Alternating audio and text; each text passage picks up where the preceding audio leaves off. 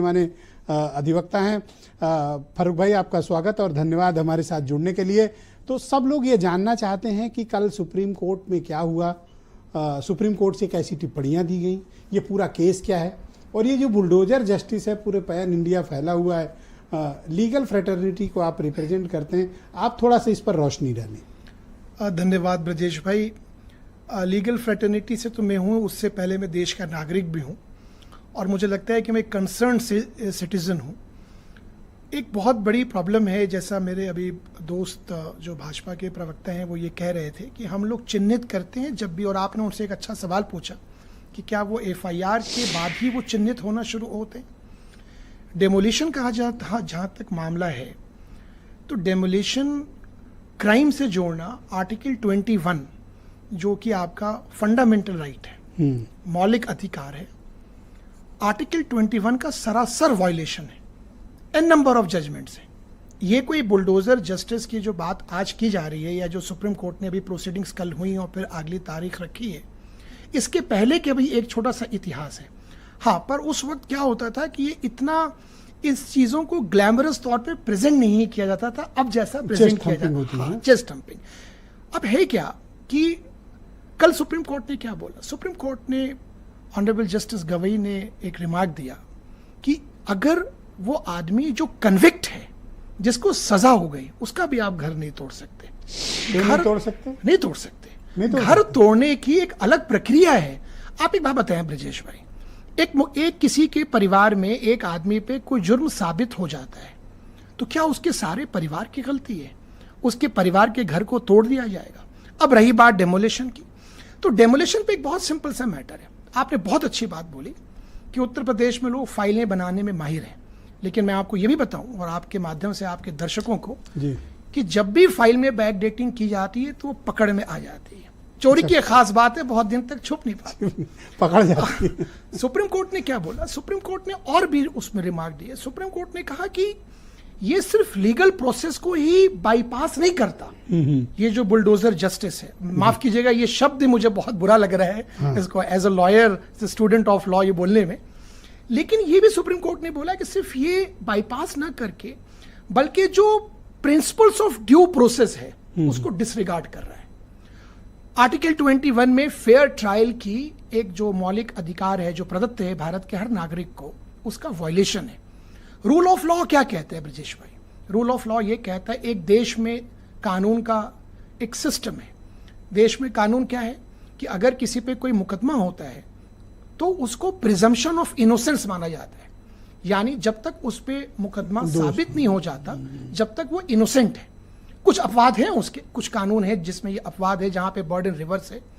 घर तोड़ देना और उसके लिए फिर ये कहना कि आपको इस तरह का ख्वाब आना, सपना आना कि जैसा अभी मेरे भाई कह रहे थे कि जब एफआईआर हुई तो हमने चिन्हित कर लिया, हमने उसकी पूरी कुंडली खंगाली और हमने देखा कि उसने कब्जा किया, वो हमने उसका घर तोड़ दिया।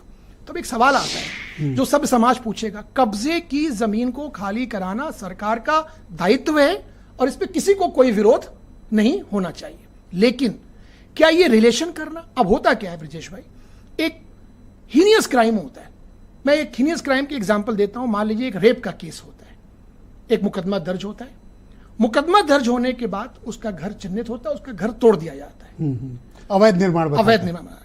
अब बात यह है कि क्या वो हर इस आप उत्तर प्रदेश के बहुत वरिष्ठ पत्रकारों में से हैं, एक नगर पालिका है, नगर महापालिका है, पंचायत है, सारे सिस्टम है, तो क्या ये वो जो अधिकारी हैं जिनको जिम्मेदारी है इस बात को देखने की, समझने की कि भाई यहाँ पे जो चीज़ गलत बनी हुई है उसको प्रॉपर डेमोलिशन के जो सिस्टम है उसको नोटिस देना, उससे जवाब मांगना, उसकी सुनवाई करना, ऑडी एल्ट्रम पैरेटम एक प्रिंसिपल है जो इंडिया फॉलो करती है, राइट टू ऑडियंस। अगर आप पे कितना भी आप देखें इस देश के कानून का, आप वो देखें कि कितना हमारा इकबाल बुलंद है। अजमल कसाब को फेयर ट्रायल दिया गया इस देश में और फेयर ट्रायल देने के बावजूद उसके बाद फांसी पे चढ़ाया गया। पूरे देश ने ये देखा कि अजमल कसाब और जो उसके साथी थे, जो आतंकवादी थे, जिन्होंने मुंबई पे हमला किया, तो उसी वक्त तो उसको खड़े खड़े वहीं चौराहे पे आप बुलाते और फांसी लगाते और दे देते। ये सब ट्रायल करने की, ये करने की क्या जरूरत थी? क्यों? क्योंकि रूल ऑफ लॉ है इस देश में। हर आदमी को, चाहे वो कितना भी कंडेम्ड हो, उसको भी अपनी बात कहने का अधिकार है। मैं आपको छोटा सा एग्जांपल और दूं। निर्भया केस में जब सारी बरसी वगैरह अपील डिसमिस हो गई माननीय राष्ट्रपति से, तो उसके और आज उनका उसमें से एक कन्विक्ट का उसको आज फांसी चढ़नी थी, तो उसके लॉयर कोर्ट जाते हैं और एप्लीकेशन लगाते हैं। जज साहब ने क्या बात बोली पटियाला हाउस में, कहा कि मुझे पता है कि ये जो एप्लीकेशन लगाई गई है ये गलत है और ये बिल्कुल समय बर्बाद करने के लिए, लेकिन मैं ये नहीं चाहता कि जब ये जाके अपने भगवान से मिले तो ये बोले कि मुझे सुनवाई नहीं दी गई। तो इसको जोड़ना। लेकिन आपने एक चीज देखा, इन्होंने कहा कि हम एफआईआर के बेसिस पे नहीं गिराते हैं किसी का घर, ये कहते हैं अवैध निर्माण किया है। तो अब आप इसके बीच का जो लकुना है, इसका क्या तोड़ क्या है फिर इसका? तो ब्रजेश भाई, अगर अवैध निर्माण किया इस प्रदेश में या देश में, उन लोगों ने यही किया है जिन पे एफआईआर हो रही है। ये आपने बिल्कुल सही कहा अपने ओपनिंग रिमार्क में, ये कलेक्टिव कॉन्साइंस को सेटिस्फाई करने को सरकार, अपनी पुलिस प्रशासन, अपनी जो उनका निकम्मापन है या जो उनकी लेथार्जी है, जो वो फेलियर होते हैं, तो लोगों में जब एक कोई क्राइम होता है तो उनमें एक बहुत रोष होता है, गुस्सा होता है। उसको सही करने के लिए किसी का घर चिन्हित करो और गिरा दो। कल को क्या होगा ब्रजेश भाई, जब वो आदमी अदालत से निर्दोष साबित हो जाएगा, तो घर तो ढह चुका है, उसका घर ढह चुका। और उसकी प्रक्रिया कहां है? आप घर तोड़िए ना। सुप्रीम कोर्ट क्या कहती है कि मैं बिल्कुल, हम कोई भी नहीं बोलेगा, सुप्रीम कोर्ट भी ये कह रही है कि जो इलीगल जो डेमोलिशन ड्राइव है वो होना चाहिए, पर यहाँ चिन्हीकरण करके एफआईआर के बाद वो कुंडली खंगालते हैं, जैसे आनंद जी कह रहे थे जी, अब दिन फिर प्रोसेस करते हैं। प्रोसेस तो इसमें तो आप उंगली कोई उठा नहीं सकता क्योंकि ड्यू प्रोसेस है। हाँ, नोटिस वगैरह थोड़ा पहले दे दीजिए, यही है। तो ये नोटिस का जो कॉन्सेप्ट है ब्रजेश भाई, ये गलत है। और ये सिस्टम क्या है कि नोटिस दे ही नहीं रहे, फाइल बैकडेटिंग बनाते हैं और जाके गिरा देते हैं और पब्लिक में वाहवाही। पर किसी कोर्ट ने तो मैंने देखा कि पहली बार इतना गंभीर संज्ञान लिया है, वरना तो 7 साल 7.5 साल से चल रहा था। मेरे पास कुछ जजमेंट्स हैं, मैं आपको नाम बता देता हूं। मैंने कहा ना, पहले चेस्ट थंपिंग नहीं होती थी। दिल्ली म्युनिसिपल कॉर्पोरेशन एक्ट से निकल के आता है, एक बहुत मशहूर मुकदमा है सुप्रीम कोर्ट ही द्वारा, ओल्गा तेलिस वर्सेस, ये बॉम्बे का है, Bombay municipal corporation and others. उसके बाद है आपको municipal corporation Ludhiana versus Inderjit Singh.